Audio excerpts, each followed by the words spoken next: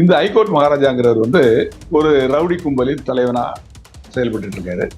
2017 இவரோட காதலி முத்துமாரி அப்படிங்கிறவரை இவர் கொலை பண்ணிடுறாரு. அந்த கொலை வழக்கு இவருக்கு எதிராக பெண்டிங்ல இருக்கு. அவருக்குன்னு ஒரு கும்பல் இருக்கு இல்லையா, அது போக இங்க சென்னையிலயும் ஒரு கும்பலை உருவாக்கி இங்க சென்னையில தங்கியிருக்காரு. தங்கி இருக்கையில பணத்துக்காக கடத்தி மிரட்டி பணம் போடுங்கலாம் அப்படின்னு ஐடியா பண்றாங்க. சிபி சக்கரவர்த்தி அவங்க என்ன பண்றாங்க அப்படின்னா, எல்லா இடங்கள்லயும் வெஹிக்கிள் செக், நைட் டயத்துல வெஹிக்கிள் செக் பண்றதுக்காக, அதாவது ஆதம்பாக்கத்தை சுத்தி இருக்கக்கூடிய பகுதிகளில் மொத்த பகுதிகளிலையும் வெஹிக்கிள் செக் ஏற்பாடு பண்ணாங்க. அந்த முகமூடியை போட்டா ஒரு வயசான தாத்தா மாதிரி தெரியும். மொத்தமா இடுப்பு, அதாவது என்ன சொல்லக்கூடிய நெஞ்சு வரைக்கும் அப்படி மொத்தமா கவர் ஆயிடும். அந்த மாதிரி ஒரு முகமூடி. அப்புறம் ஒரு கைத்துப்பாக்கி. எக்ஸ் எம்எல்ஏ அவரை கொலை பண்ண கேஸ்ல ஒரு அக்யூஸ்ட பிடிக்கிறாங்க. அவன் கிட்டத்தட்ட ஜெயில இருந்து ரொம்ப நாள் ஆச்சு. சோமு அப்படிங்கிறது அவனோட பேர். சோமசுந்தரம், சோமுன்னு. அவனை ஆந்திராவில் பிடிக்கிறாங்க. போய் வாரண்ட்ல பிடிச்சு ரிமாண்ட் பண்றாங்க. அப்போ அவனை விசாரிக்கிறாங்க. உன்னோட தலைவன்லாம் எங்க இருக்கான், எது இருக்கான்னு கேட்டா, அப்போ சொல்றான் அவன் சித்தூர்ல இருக்கிறான் அப்படின்னு சொல்லிட்டு. ஜெயில இருந்து அவன் வெளியே வந்த உடனே, வெளியே வர்றதுக்கு முன்னாடி இவன் என்ன பண்றான், தாங்கிட்ட இருக்க ரவுடிகளும் செல்ல தெருவிட்ட ரவுடிகள் யாரையும் என்கேஜ் பண்ணல. வெளியூர்ல இருந்து ஒரு 50 ரவுடிகளை செல்லத்துறையை போடுறதுக்கு ரெடி பண்றான். ரெடி பண்ணி அவங்களை கூட்டு வந்து ஒரு இடத்துல தங்க வச்சிருக்கான். பின்னாடி ஒரு கார் இவன் கார்ல மோதனோன்னு நிலகுலஞ்சி காரை நிறுத்திடுறான். அந்த கார்ல இருந்து இறங்கி 4-5 பேர் ஓடி இவனை வெளியே வராத அளவுக்கு காருக்குள்ளேயே வெட்டி இவனை கொண்டுறாங்க. தடுக்க இவன் மனைவியும் வெட்டிடுறாங்க. அவங்களுக்கு காயம். இதை அந்த ட்ரங்க் ரோட்ல போகக்கூடிய எல்லா வண்டியில இருக்கவங்க நிறுத்தி எல்லாரும் வீடியோ எடுக்கிறாங்க. அந்த பகுதியில் தேடி பார்க்கல, அங்கேயே போய் ஒரு முட்டு சந்தில போய் மாட்டிக்கிறாங்க. இந்த 3 பேரும் அவங்களுக்கு இடம் தெரியாதனால. அப்புறம் காவல்துறை அவங்கள பிடிக்க போகல. அவங்க காவல்துறையை விட்டவரை இவங்க துப்பாக்கியால சுடுறாங்க. அதுல ஒரு இன்ஸ்பெக்டருக்கு, ஒரு கான்ஸ்டபிள் காயம்பட, இந்த 3 பேருக்குமே காயம்பட இவங்க 3 பேரை அரெஸ்ட் பண்ணி கொண்டு வந்தாங்க. ஏற்கனவே ஒருத்தர் அரெஸ்ட் பண்ணி 3 பேர் 4 பேர் அரெஸ்ட் பண்ணி. ரவுடிகள் எத்தனை வருஷம் ஆனாலும் அவங்க அந்த வன்மத்தை மறக்கிறது இல்லை. அவங்க பழிக்கு பழி அப்படிங்கிறது அவங்க மனசுல ரத்தத்துல ஊறி போயிருது.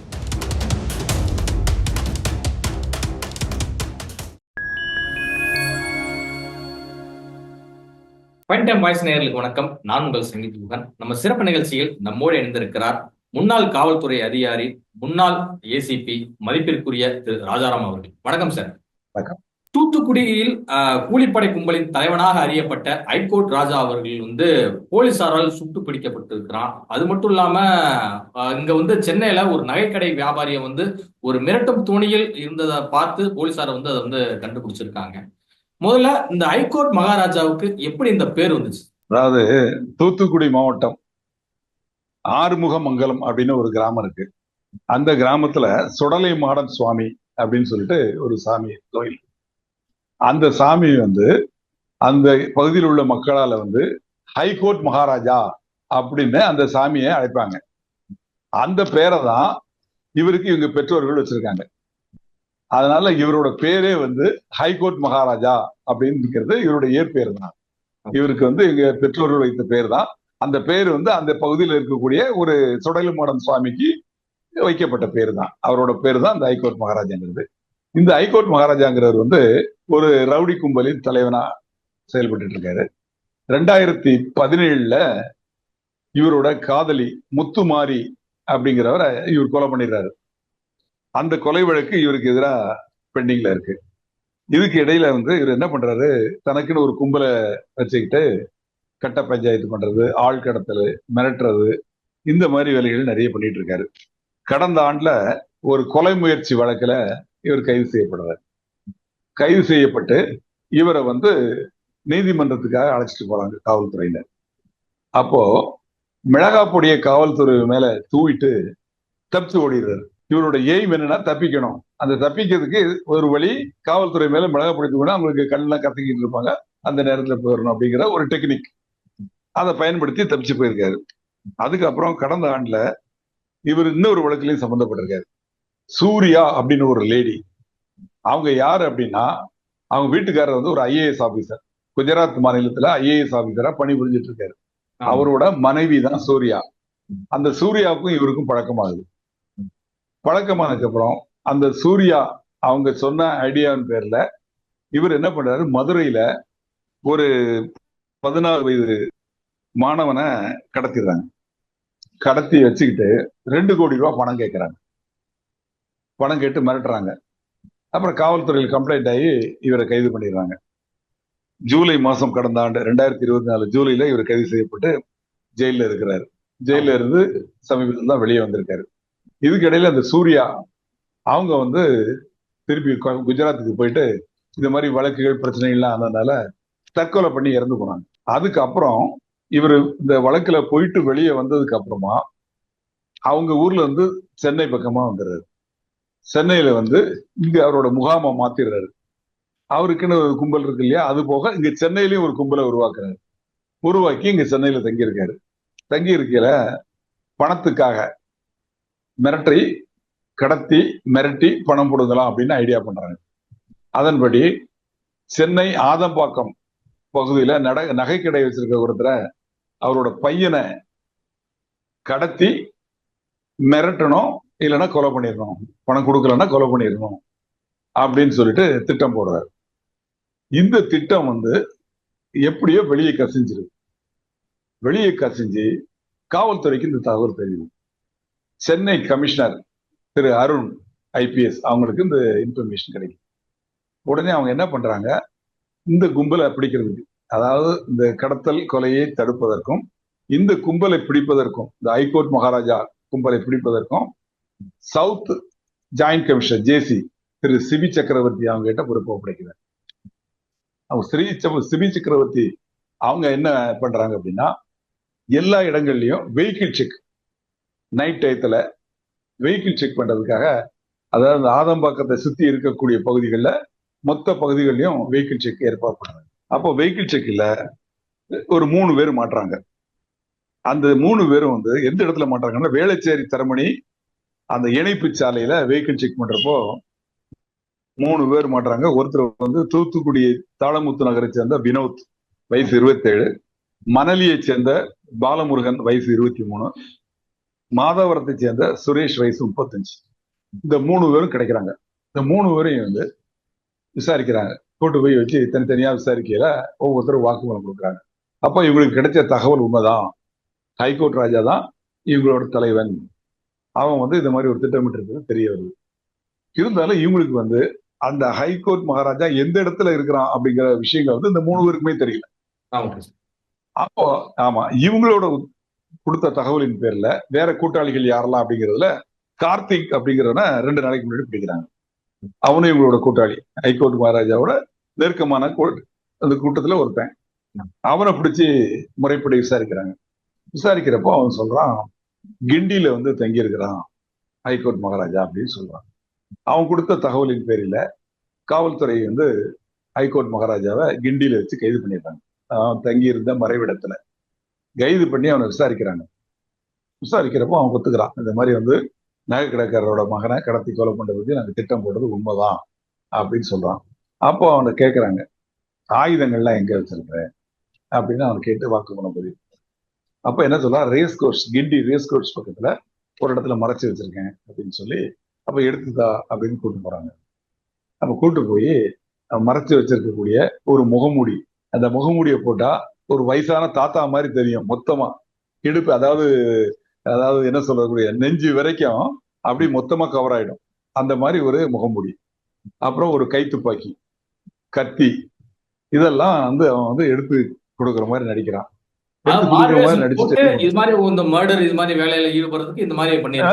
யார் வந்தாலும் தெரியாது இல்லையா, யாருன்னு அடையாளம் தெரியாம இருக்கிறதுக்காக அந்த மாறு விஷயத்துக்காக. அப்புறம் எடுத்து கொடுக்குற மாதிரி அந்த துப்பாக்கி எடுத்து காவல்துறையை மிரட்டான். மிரட்டிட்டு ஓட ஆரம்பிக்கிறான். உடனே காவல்துறை வந்து வேற வழி இல்லாம சுற்றுவோன்னு சொல்லி மிரட்டுறான், கல் எடுத்து அடிக்கிறான். அப்புறம் சுற்றுவோன்னு சொல்லிட்டு மிரட்டிட்டு ஓட ஆரம்பிக்கிறான்.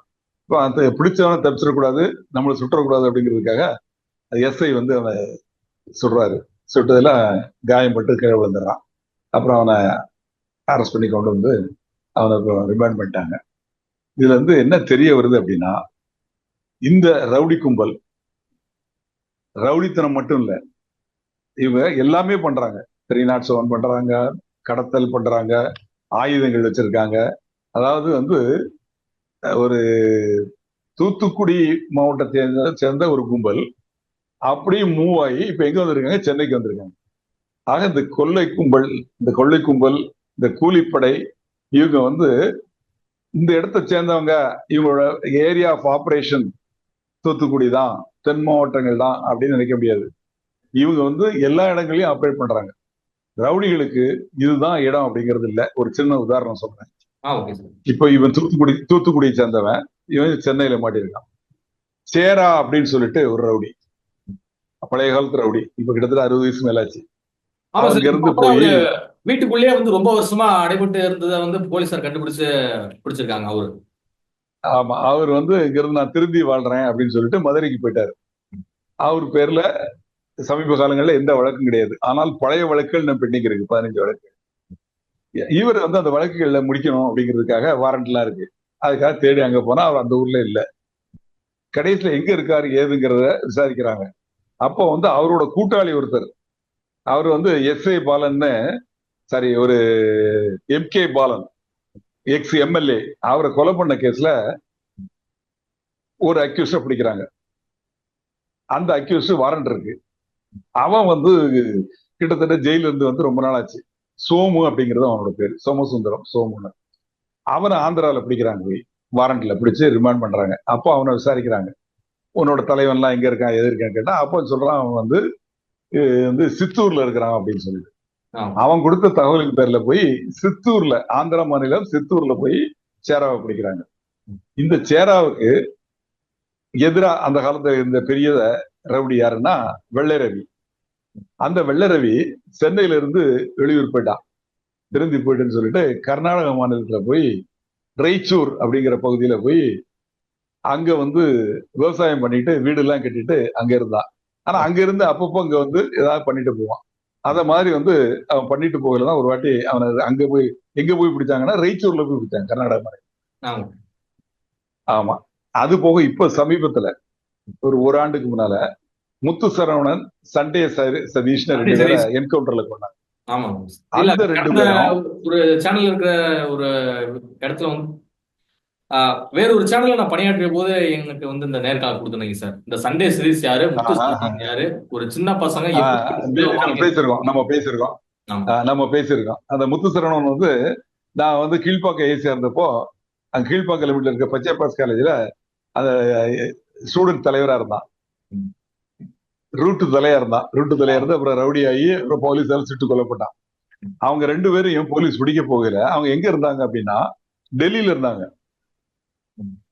டெல்லியில வந்து பாப் சரவணன் ஒரு ரவுடி இப்ப பிடிச்சாங்க இல்லையா, அவங்க கூட வந்து டெல்லியில தங்கி இருந்தாங்க. காவல்துறை அங்க வந்து தேட ஆரம்பிச்சுன்னா அங்க இருந்து ஓடி வந்தாங்க. இங்க வந்துதான் பிடிக்கிறப்போ என்கவுண்டர் ஆச்சு இவங்க 2 பேரும், முத்து சரவணனும் அந்த சண்டே சதீஷும். அப்போ டெல்லியில போய் தங்கி இருக்காங்க. எதுக்கு சொல்ல வரேன்னா, இங்க உள்ள ரவுடிங்க டெல்லி வரைக்கும் போறாங்க. அந்த அளவுக்கு வந்து அவங்களோட ஏரியா ஆஃப் ஆபரேஷன், அங்க தங்குறதுக்கு அந்த மாதிரி இடங்கள்லாம் அவங்களுக்கு இருக்குது. அதனால இங்கதான் இருப்பாங்க, இங்கதான் பண்ணுவாங்க அப்படின்னு நம்ம சொல்ல முடியாது. அந்த வகையில ஹைகோர்ட் மகாராஜா இப்போ சென்னை புழல் ஜெயில அடைக்கப்பட்டிருக்கிறார். இது குறித்து காவல்துறை விசாரிச்சுட்டு இருக்காங்க. அவர் மேல உள்ள அந்த பழைய வழக்குகள் அதனை கண்டித்து அவர் மேல எல்லாத்தையும் இது பண்ணி அவர் பேர்ல குண்டர் சட்டத்தின் பேர்ல வழக்கு பதிவு செய்து அதை குண்டர் சட்டத்தில் அடைப்பாங்கன்னு நினைக்கிறேன். இப்போ இந்த ஹைகோர்ட் மகாராஜா அப்படிங்கிறவரை பத்தி நமக்கு இப்ப சமீபத்துல நடந்த விவரங்களை பேசிட்டோம்.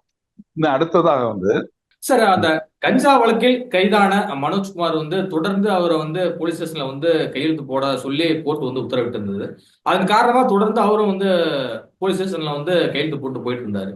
ஆனா கையெழுத்து போட்டு வெளியே போன நேரத்துல இவர் ஃப்ரெண்ட்ஸ் கூட 2 வீலர்ல போகும்போது எப்படி இந்த ஈரோடு அருகே இருக்கக்கூடிய சித்தோடுல எப்படி ரவுடி ஜானா வந்து வெட்டி படுகொலை செய்தாங்களோ அதே மாதிரியான ஒரு படுகொலையா இதுவும் சம்பவம் இருக்கு. இந்த 2 சம்பவத்துக்குள்ள ஒற்றுமை நம்ம எப்படி புரிஞ்சுக்கணும் சார்? அதாவது மனோஜ்குமார், இவருக்கு வயசு 23. இவரோட அப்பா பேரு சேட்டு. இவருக்கு சொந்த ஊர் வந்து சேர்வார் ஊரணி. இது வந்து எங்க இருக்கு அப்படின்னா சிவகங்கை மாவட்டத்துல இருக்கு. அந்த ஊரை சேர்ந்த இவர் வந்து ஒரு கஞ்சா கடத்தல் வழக்குல கைதாகி ஜெயிலுக்கு போறாரு. ஜெயிலுக்கு போயிட்டு அங்க இருந்து திரும்பி வர்றாரு. அவருக்கு ரிலீஸ் ஆகல நிபந்தனை ஜாமீன்.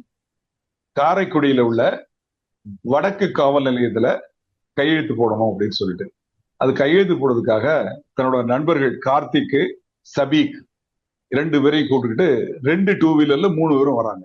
ஆமா. 3 பேர் வந்து அந்த காரைக்குடி வடக்கு காவல் நிலையத்துல கையெழுத்து போட்டுறாங்க. கையெழுத்து போட்டு முடிஞ்சிட்டு ரிட்டர்ன் போறாங்க. ரிட்டர்ன் போறப்போ பின்னாடி ஒரு கார் வருது. அந்த கார் வந்து இவங்க மேல மோதுது. மோதையில 2 டூ வீலர்ல இருந்தவங்க கீழே விழுந்துடுறாங்க.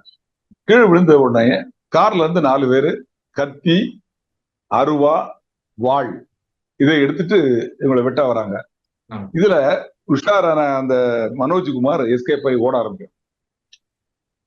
அவர் குற்ற பின்னணி உள்ளதுனால அவருக்கு தெரியுது யாரோ நம்மளை வந்து எய்ம் பண்ணி போடுறதுக்கு வராங்க அப்படின்னு. மற்ற 2 பேருக்கு குற்ற பின்னணி இல்லைனால அவங்க ஃப்ரெண்ட்ஸ் தான் எனக்கு கூட வந்திருக்காங்க. அவங்களுக்கு அடிபட்டுருது. அடிபட்டு அங்கேயே விழுந்துடுறாங்க. இவன் மட்டும் தப்பிச்சு ஓடுறான்.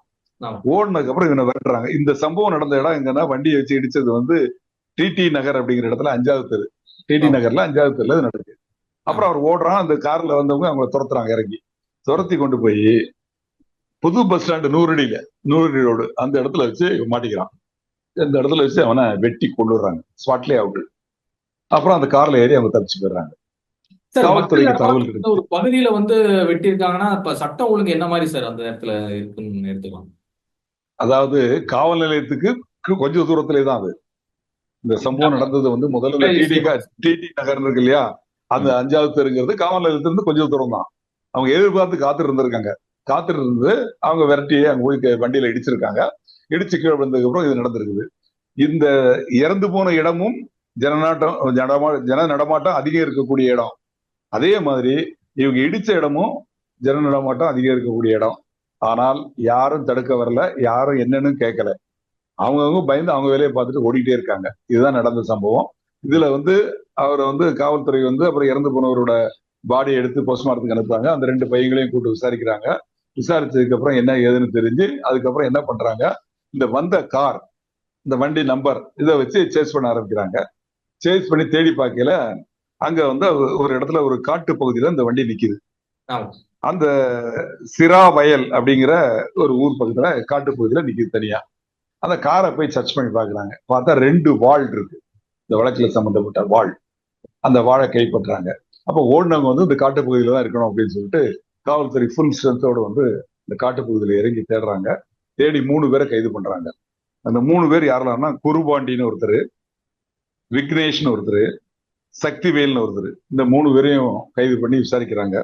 அப்போ அந்த குருபாண்டி சொல்றாரு, அவரோட அப்பா லட்சுமணன்ங்கிறவரை, அவருக்கு அப்ப வயசு 48, 2021 கொலை பண்ணிட்டாங்களாம். அந்த கொலை பண்ணதுல சம்பந்தப்பட்ட அக்யூஸ் எல்லாம் அரெஸ்ட் பண்ணி சார்ஜ் ஷீட் போட்டு கேஸ் நடந்துட்டு இருக்கு. அதுக்கு பழிக்கு பழி வாங்குறதுக்கு தான் நான் மனோஜை கொலை பண்ணேன் அப்படின்னு இவர் சொல்றாரு. மனோஜ் வந்து அந்த வழக்குல அக்யூஸ்ட் கிடையாது. அப்ப அவன் ஒரு சிறுவனா இருந்திருப்பான். ஆனா இவனோட பங்களிப்பு அதுல நிறைய இருக்கு அப்படிங்கறத தெரிஞ்சுக்கிட்டு இவன் தான் அதுக்கு மெயின் காரணம் அப்படின்னு சொல்லிட்டு இவனை தான் எய்ம் பண்ணி கொலை பண்ணணும் முடிவு பண்ணி இவன் ஜெயில இருந்து வந்த உடனே இவனோட நடமாட்டத்தை கண்காணிக்கிறாங்க. இவனுக்கு இது மாதிரி கண்டிஷன் பெயில் போட்டிருக்காங்க, காவல் நிலையத்தில் கையெழுத்து போடுறதுக்கு வருவான் அப்படின்னு சொல்லி ஆட்களோட ரெடியா இருக்காங்க. ரெடியா இருந்து கையெழுத்து போட்டு போகல பின்னாடியே ஃபாலோ பண்ணி அவனை வெட்டி கொண்டு இருக்காங்க. இப்ப இந்த வழக்குல இன்னமும் இன்னொரு 3 குற்றவாளிகள் இருக்காங்க.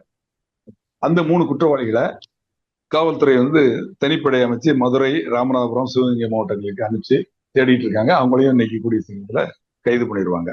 இது வந்து மனோஜ்குமார், அதாவது காரைக்குடியில நடந்த 21ஆம் தேதி நேற்று நடந்த 21/3/2025 நேற்று நடந்த கொலை. 19ஆம் தேதி ஒரு கொலை. அந்த கொலைக்கு இதுக்கு என்ன ஒற்றுமை இருக்கு அப்படின்னா, சேலத்துல ஜான் அப்படின்னு சொல்லி ஒரு பிரபல ரவுடி, அவருக்கு சாணக்கியான்னு இன்னொரு பேரும் உண்டு. இந்த சாணக்கியாவுக்கு குரு ஒருத்தன் உண்டு, அவன் பேரு செல்லத்துறை. அந்த செல்லத்துறை தான் அங்க பெரிய ரவுடி சேலத்துல. அவர் கூட அடுத்த லெவல்ல உள்ள ரவுடி இவன் யாரு, சாம். எப்படி வந்து அந்த கும்பல சேர்ந்து இருக்கிறவன் எப்படி அவருக்கு நம்பிக்கைக்குரியவரா மாறினான்னா, அவர் சொல்லக்கூடிய கட்ட பஞ்சாயத்து, ஆள் கடத்தல், வெட்டு, குத்து, கொலை எல்லாத்தையும் முன்னால் நின்று இவன் போய் செய்வான். அதனால அவனுக்கு இவன் மேல நம்பிக்கை. அந்த நம்பிக்கையின் பேர்ல 2 பேருமே ஒன்னா இருந்து பண்ணிட்டு இருக்கல, இந்த ஜான் என்ன பண்றான், செல்லத்துறைக்கு தான் தலைவனுக்கு தெரியாம இவனே சில கட்ட பஞ்சாயத்து பண்றான். இந்த விஷயம் வந்து அவனுக்கு தெரிய வருது. அப்போ அவன் இவனை கூப்பிட்டு கண்டிக்கிறான், ஏன் இது மாதிரி பண்ற அப்படின்னு. நான் பண்ண மாட்டேனே, ஒழுங்கா இருக்கிறேன்னு சொல்லி அவன்கிட்ட சமரசமா பேசிடுறான். ஆனா இந்த விரிசல் வந்து 2 பேருக்குள்ள ஒரு பெரிய விரிசல், நீயா நானா. அப்படிங்கிற ஒரு நிலைமைக்கு வந்துருது. செல்லத்துறை நினைக்கிறான், ஒரு சின்ன பையா நம்ம இருக்கையிலேயே நம்மளால வளர்ந்தவன், அவன் தனியா கட்ட பஞ்சாயத்து பண்றானா, இவனை போட்டு தள்ளணும் அப்படின்னு அவன் முடிவு பண்ணிடுறான். முடிவு பண்ணி அதுக்குள்ள ஏற்பாடுகளை அவன் பண்றான். இவன் என்ன நினைக்கிறான், இவனை போட்டாதான் நம்ம பெரிய ஆள் ஆக முடியும், இவனுக்கு எல்லாமே நம்ம தான் செஞ்சு கொடுக்குறோம், நம்ம செய்யறதுனாலதான் இவனுக்கு பேர் கிடைக்குது, பணம் கிடைக்குது, அதனால இவனை போடணும்னு இவனும் ரெடி பண்றான். இந்த சமயத்துல செல்லத்துறை ஒரு வழக்குல கைதாகி ஜெயிலுக்கு போயிடுறாரு. ஜெயில இருந்து அவன் வெளியே வந்த உடனே, வெளியே வர்றதுக்கு முன்னாடி இவன் என்ன பண்றான், தாங்கிட்ட இருக்கிற ரவுடிகளும் செல்லத்துறை விட்ட ரவுடிகள் யாரையும் என்கேஜ் பண்ணல. வெளியூர்ல இருந்து ஒரு 50 ரவுடிகளை செல்லத்துறையை போடுறதுக்கு ரெடி பண்றான். ரெடி பண்ணி அவங்களை கூட்டு வந்து ஒரு இடத்துல தங்க வச்சிருக்கான். செல்லத்துறை வெளியே வந்த உடனே அவன் எங்க போறான் எங்க வரான்னு கரெக்டா கண்காணிச்சுட்டு, ஒரு நாள் கார்ல செல்லத்துறை போகையில 2 கார்ல இந்த அக்யூஸ்ட் எல்லாம் போறாங்க. முன்னாடி போய் அவன் கார்ல இவங்க காரை எடுத்துட்டு போய் மோதுறாங்க பின்பகுதியில. மோதின உடனே செல்லத்துறை போன கார் வந்து நிலகுலைஞ்சு போய் நின்னுருது. நிறுத்திட்டு அவர் என்னன்னு இறங்கி பாக்குறதுக்குள்ள இந்த கார்ல இருந்து இறங்கி திபுன்னு இறங்கி ஓடி போய் சுத்த போட்டு காருக்குள்ளேயே வச்சு வெட்டி கொண்டுறாங்க. இது நடந்தது 2020, 5 வருடங்களுக்கு முன்பு. அதுல 30 ரவுடிகள் ஆமா ஆமா ஆமா சொல்லிடுறேன், விவரமா சொல்லிடுறேன். அப்போ வந்து 30 ரவுடிகள் கைது செய்யப்படுறாங்க. அதுல மெயின் அக்யூஸ் யாருன்னா ஜான் என்கிற சாணக்கியா, இப்ப கொலை செய்யப்பட்டான அந்த சாணக்கியா 19/3/2025 19ஆம் தேதி கொலை செய்யப்பட்ட ஜான், அவன் தான் மெயின் அக்யூஸ்ட். அப்போ அந்த இறந்து போன உடனே, செல்லத்துறை இறந்து போன உடனே அவன் தம்பி ஜீவகன் அப்படிங்கிறவன் வந்து அவன் என்ன பண்றான், ஒரு சபதம் எடுக்கிறான், எங்க அண்ணனை கொண்டவனை அதே மாதிரி நான் கொல்லுவேன் அப்படின்னு. அந்த சபதத்துக்காக அவன் காத்திருக்கான் நேரத்தை பார்த்து. இதுக்கிடையில ஜான் வந்து தனிப்பட்ட முறையில பெரிய லெவல்ல வளர்ந்து இது மாதிரி கட்ட பஞ்சாயத்து, ஆள் கடத்தல் அப்படின்னு ஒவ்வொன்றிருக்கான். ஆனால் சமீபத்தில் அவன் குண்டர் சட்டத்துல போட்டு உள்ள இருந்தான். உள்ள இருந்து வெளியே வரையில அவனுக்கு கண்டிஷன் பெயில் கொடுக்குறாங்க.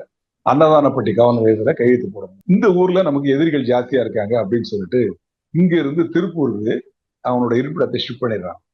அவனோட மனைவி, அவன், ஒரு பெண், ஒரு ஆண் குழந்தை, இந்த 4 பேர் அந்த ஊர்ல இருக்காங்க. இந்த கண்டிஷன் பெயில கையெழுத்து போடுறதுக்காக 19ஆம் தேதி காலையில அவனோட ஆல்டோ காரை எடுத்துட்டு அவனே ஓட்டிட்டு வரான். ஓட்டிட்டு வந்து காவல் நிலையத்தை கையெழுத்து போட்டு திருப்பி போறான். சேலத்துல இருந்து கோயம்புத்தூர் போகக்கூடிய ட்ரங்க் ரோட்ல போயிட்டு இருக்கான். அப்ப சித்தோடு அப்படிங்கிற இடத்துக்கு பக்கத்துல போகல பின்னாடி வந்த ஒரு கார் வந்து இவன் கார்ல மோதனோன்னு நிலகுலைஞ்சு காரை நிறுத்திடுறான். அந்த கார்ல இருந்து இறங்கி 4-5 பேர் ஓடி வந்து இவனை வெளியே வராத அளவுக்கு காருக்குள்ளேயே வெட்டி இவனை கொண்டுறாங்க. தடுக்க வந்த இவன் மனைவியையும் வெட்டிடுறாங்க, அவங்களுக்கும் காயப்படுது. இத வந்து அந்த ட்ரங்க் ரோட்ல போகக்கூடிய எல்லா வண்டியில இருக்கவங்க நிறுத்தி எல்லாரும் வீடியோ எடுக்கிறாங்க. ஆனா யாரும் தடுக்கவோ எதுவும் பண்ணல. வீடியோ எடுத்து உடனே வலைத்தளங்கள்ல பதிவிடுறாங்க. இந்த எதிரிகள் கொலை பண்ணிட்டு அவங்க வந்த கார், அந்த கார் வந்து ஜானோட கார்ல மோதியில முன்பகுதியில கொஞ்சம் அடிபட்டு இருந்தாலும் அந்த வண்டியை எடுத்துக்கிட்டு இங்க எஸ்கேப் ஆகுறாங்க. எஸ்கேப் ஆகி போகையில வழி தெரியாம ஒரு முட்டுச்சந்தில போய் மாட்டிக்கிறாங்க. இதுக்கு எல்லாம் பப்ளிக் இதெல்லாம் தகவல் கிடைச்சு அவங்க எல்லாம் ஓடி வந்து கும்பலா வராங்க, துரத்திட்டு வராங்க. வரையில முட்டுச்சந்தில போய் வண்டி மாட்டிக்குது. உடனே அவங்க என்ன பண்ணுவாங்க, இறங்கி ஓடிடுறாங்க. பப்ளிக் எல்லாம் சேர்ந்து காரை சுத்தி பார்த்தா காருக்குள்ள ஒருத்தன் உட்காந்து. அவன் ஏன் ஓடலன்னா, இந்த வெட்டையில ஜான வெட்டையில அவனுக்கு இவங்க வெட்ட வெட்டை விழுந்திருக்கு, அதனால அவன் ஓட முடியல, காருக்குள்ளேயே உட்காந்துருக்கான். உடனே அவனை பிடிச்சி போலீஸ்க்கு ஹேண்ட் ஓவர் பண்ணிட்டாங்க. ஒரு காவல்துறை வந்து அவனை விசாரிச்சு ஓடினவங்க யார் யார் எங்கெங்க ஓடினாங்க அப்படின்னு அப்ப அவன் சொல்றாங்க, இந்த பக்கம் தான் ஓடினாங்க, நேரம் தான் ஓடினாங்கன்னு அவன் சொல்றான். அதன் பேர்ல அந்த பகுதியில தேடி போறாங்க காவல்துறை மொத்தமா. அந்த பகுதியில தேடி பார்க்கல, அங்கேயே போய் ஒரு முட்டு சந்தில போய் மாட்டிக்கிறாங்க இந்த 3 பேரும், அவங்களுக்கு இடம் தெரியாதனால. அப்புறம் வந்து காவல்துறை வந்து அவங்கள போய் பிடிக்க போகல, அவங்க காவல்துறையை விட்டவரை இவங்க துப்பாக்கியால சுடுறாங்க. அதுல வந்து ஒரு இன்ஸ்பெக்டருக்கு, ஒரு கான்ஸ்டபிள் காயம்பட, இந்த 3 பேருக்குமே காயம்பட இவங்க 3 பேரை அரெஸ்ட் பண்ணி கொண்டு வந்தாங்க. ஏற்கனவே ஒருத்தர் அரெஸ்ட் பண்ணி 3 பேர் 4 பேர் அரெஸ்ட் பண்ணிட்டாங்க. இந்த ஜீவகனையும் இப்ப சமீபத்துல அவன் ஏதோ சரண்டர் ஆயிட்டான் அப்படிங்கிறாங்க. அதுல சம்பந்தப்பட்ட மொத்தங்களையும் கைது பண்ணிருக்காங்க. இந்த 2 வழக்குமே அது 2020 நடந்த கொலைக்கு பழிக்கு பழி வாங்குறதுக்காக நடந்தது. ஜானோட கொலை வழக்கு எப்போ 19/3/2025 21/3/2025 நடந்த காரைக்குடி மனோஜ்குமார் கொலை வழக்கு வந்து 2021 இந்த குருபாண்டின்னு சொல்றோம் இல்லையா, இந்த அக்யூஸ்ட், இந்த குருபாண்டியோட அப்பா லட்சுமணனை கொலை செய்ததுக்கு பழிக்கு பழியா நடந்த கொலை. அதுலயும் அதாவது கொலை செய்யப்பட்டவர் முன்னாடி வெஹிக்கிள்ல போறாரு, கொலையாளிகள் பின்னால் அவர் கார்ல வந்து மோதுறாங்க. இதுலயும் கொலை செய்யப்பட்டவர் 2 வீலர்ல போறாரு, கொலையாளிகள் பின்னாடி வந்து கார்ல மோதுறாங்க. ஆக ரவுடிகள் எத்தனை வருஷம் ஆனாலும் அவங்க அந்த வன்மத்தை மறக்கிறது இல்லை. அவங்க பழிக்கு பழி அப்படிங்கிறது அவங்க மனசுல ரத்தத்துல ஊறி போயிருது.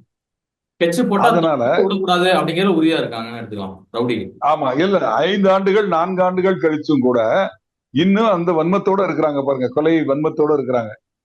அந்த வழக்குல சம்பந்தமே இல்ல, அந்த அக்யூஸா காட்டப்படாத மனோஜ்குமார கரெக்டா எய்ம் பண்ணி போட்டிருக்காங்க பாருங்க.